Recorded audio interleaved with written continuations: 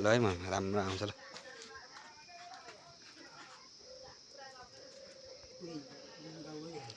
ल यो 2082 को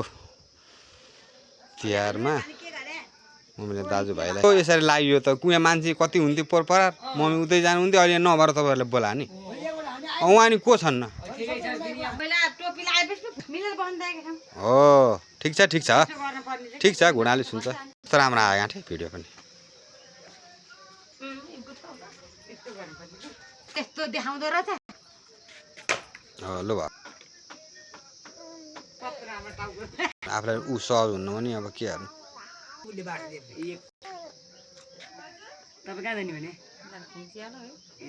बुढो भयो नि बिचरा म चाहिँ यहाँ गफमा लाएर भिडियो बनाउनु बिर्सेछु हो हो बास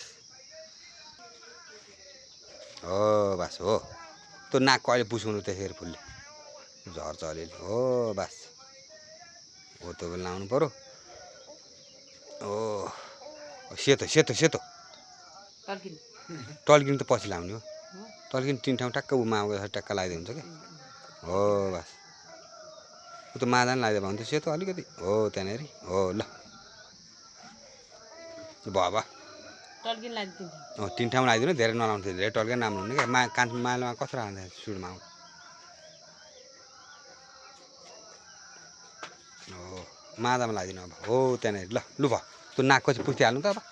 त्यो फुलले चिल्लुले पुछ भन्दा टाँसिहाल्छ नि हो सक्क जाने बिस्तारै गर्नु न नाक सानो छ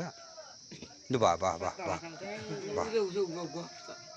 ल यो 2082 सालको तिहार एकदम रमाइलो भइरहेछ हाम्रो चाहिँ यहाँ भिडियोमा हालिदिन्छु बुढाले हेर्छन् बस ल ठिक छ बस ल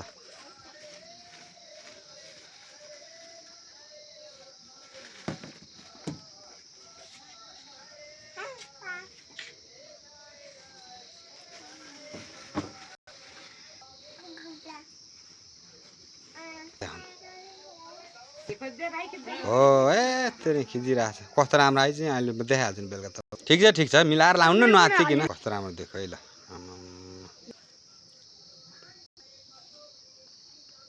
ठिक छ